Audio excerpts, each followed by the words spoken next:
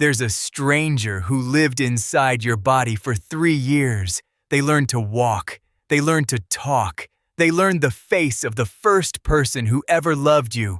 And then they disappeared and took every memory with them. Think about that for a moment. Right now, inside your skull sits everything that stranger built. How to hold a spoon, how to turn a wall of noise into words and words into meaning.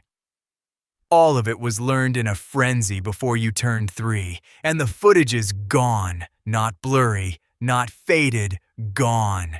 Here's the part that should bother you. Something was recording. A brain that learns a new word every 2 hours doesn't sleep through its own education. So where did the tape go? Stay on those numbers because they're almost unfair. In your first 3 years, you were wiring roughly 1,000 new neural connections every second.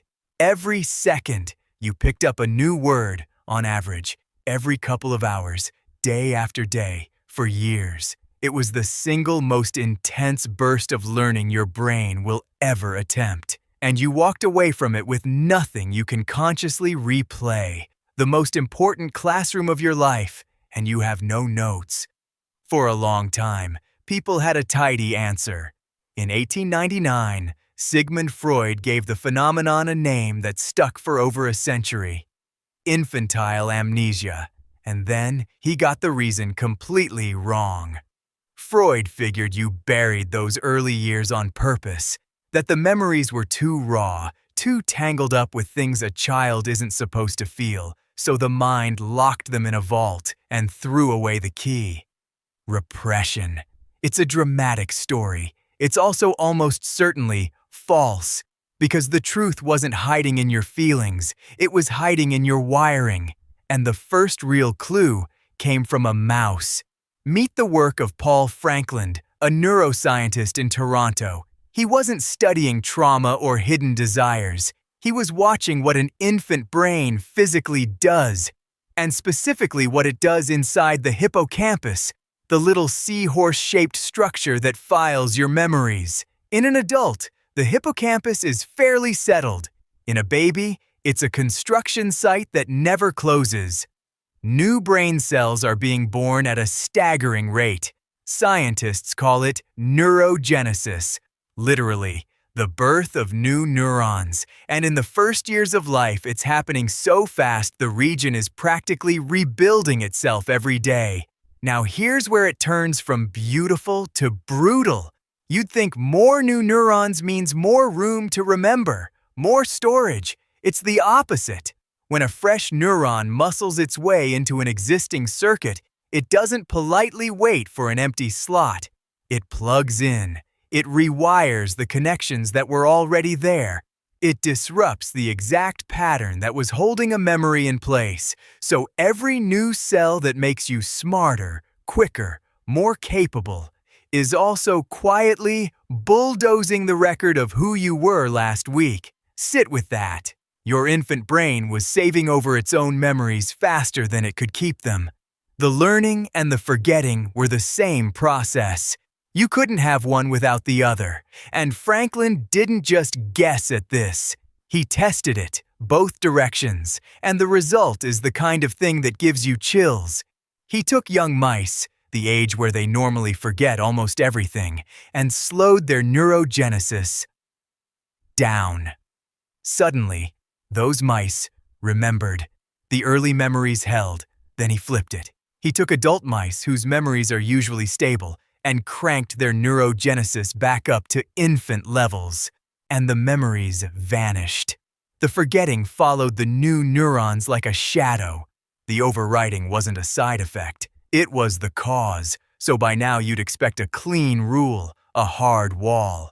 Memories can't survive the flood of early neurogenesis, so nothing from before, say, age 3 should ever stick. Simple, except that's not what happens. And this is where a psychologist named Patricia Bauer found something genuinely strange. Little kids, remember, that's the twist nobody expects. Ask a healthy 3-year-old about the trip they took last year, the birthday, the day the puppy came home, and they'll tell you, in detail. The memory is right there. The window isn't failing to record, it's recording just fine. Then something happens. Bauer tracked children over years, and she watched the early memories disappear on a delay. A kid holds those first stories through age 5, age 6, and then, somewhere around 7, they start to quietly evaporate. The 3-year-old had them. The 7-year-old doesn't. Nobody flinched. Nobody noticed the loss. It's a forgetting curve that arrives years after the memory was made. Read that again, because it rewrites the whole story. You didn't fail to remember your childhood. You remembered it, and then you lost it, later, in secret. The tape existed. You watched it as a small child, and then, cell by cell, your growing brain wrote over it and deleted the file while you were busy learning long division. You were robbed, and you were also the thief, and you never felt a thing, which leads to the gut punch, that one earliest memory you're absolutely certain of, the beach, the hospital hallway when your sibling was born, the yellow kitchen. Pause on it. There's a very good chance it isn't a memory at all.